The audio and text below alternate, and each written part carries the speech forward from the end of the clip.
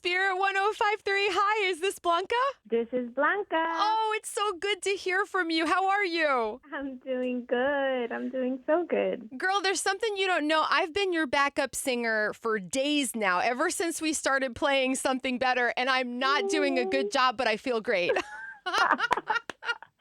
Well, that makes me so happy. This song is so full of life, and I just get a sense that maybe a little bit of your life story is woven in. Is that right? 100%. I think with all my music, I try to just be very honest with my own story and hope that it will relate to someone out there because I know that I need it.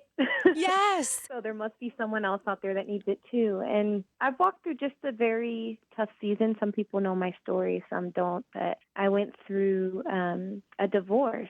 And being a Christian woman and walking through that, there's so much shame. There's so much just grieving that happens. So I went through my process. God walked me through this season of just finding my own voice and my own worth in Him. Yes. And that's where this song came out of. It's like, and honestly, when I look back at my life and all the trials I've walked through, all the hardship I've walked through, from losing my parents to cancer to walking through a divorce, it's like, God, you've used every tear. You've been there through it all. And I'm still standing. Somehow you've made it into something beautiful. And people need to hear this message of like, nothing is wasted. Really, nothing is wasted. He uses all of those parts of us to either bring glory to His kingdom or to help others that are in need. Like there's so much that comes out of these places. You're so right. I like to say there are no leftovers with God. He uses every scrap. And you just commented on my favorite line in your song that there's not a tear that you let go to waste. Blanca, when you think about Psalm 56, where we read that God keeps our tears in His bottle, and I picture that and I go, oh my goodness, not only does He see them, He doesn't waste them, He holds them. Like there's something very tender about that. Oh, that's such a beautiful verse.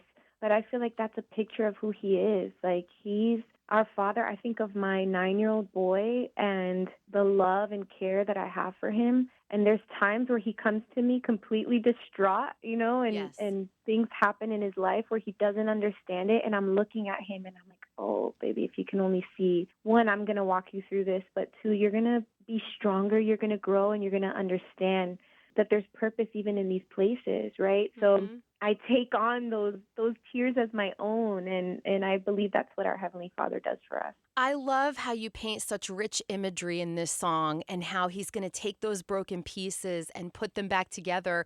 And so often what He does is He makes the story more beautiful. So how is He doing that in your life now, Blanca? How is He putting the pieces together? My word for 2023 is purpose. Yes. I believe that I'm seeing God's hand bring purpose to the places that I thought have been dead and empty for a long time. And He's making, like you said, something beautiful from those places. And I'm realizing at this age and this point in my life that life is not happening to me, but that it's really happening for me. Ooh. And for my good. And when you think of scriptures like, count it all joy when you go through tough times, because it's through these kind of hardships that God shows us what it's like to have perseverance and strength and character. And like, even when it doesn't feel like it's happening for us, it really is. Oh, it really is. So, I love that. That's what I'm holding on to, because it makes those painful places not feel so hopeless. You know what I mean? Yeah.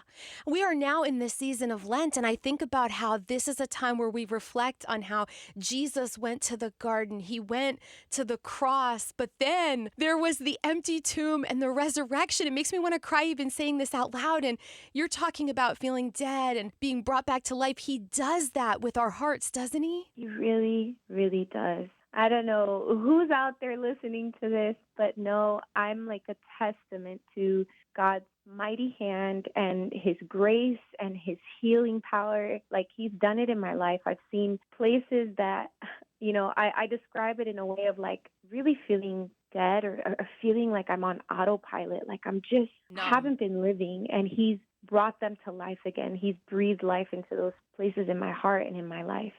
That is so beautiful. How do you lean into that? Man, that's a good question, because I think for me, it's really setting yourself up in a position, number one, in your own mind and heart of gratitude and thankfulness. Yes. I've read a quote before that says, where gratitude exists, fear cannot. And or anxiety cannot. Like those are things that I've struggled with in the past. So knowing to like set my mind and my heart on gratefulness and what God has done and reminding myself of what he's done over the course of my life rather than focusing on the things that I think I lack. So that's a big thing for me is like really setting my intention right with God and then surrounding yourself with people that are going to, uphold that and stay accountable to that, like walk you through that. And so I have an amazing group of friends and family. I go to therapy, like just Me these too. key things that have Yep. helped me kind of continue on this journey of healing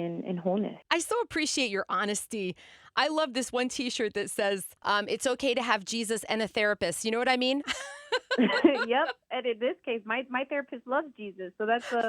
a win-win. Blanca, before I let you go, and I'm so thankful for your time, I have to ask you about this collab with Tauren Wells because the two of you every morning team up on the morning show to wake us up and encourage us. What was that like working with Tauren? I'm a huge fan of Tauren. I've been since his days in Royal Taylor. We've done life together in terms of like, I was in Group One Crew, a band before, and he was in Yes. another band called Royal Taylor. We toured together. We were kids.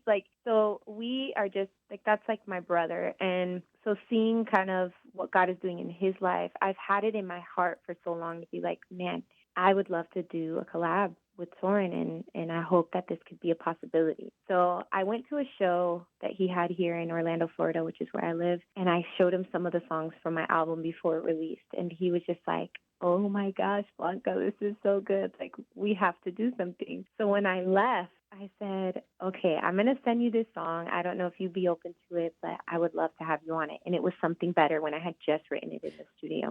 And he said yes. I was shocked. So that's kind of how it all came together. And I just think he's an amazing person, amazing father, husband, friend, and I feel honored that he would say yes to be on my song. Well, I'm not surprised at all. It is so wonderful. Thank you for the encouragement. You are terrific. Can't wait for the next song already, Blanca.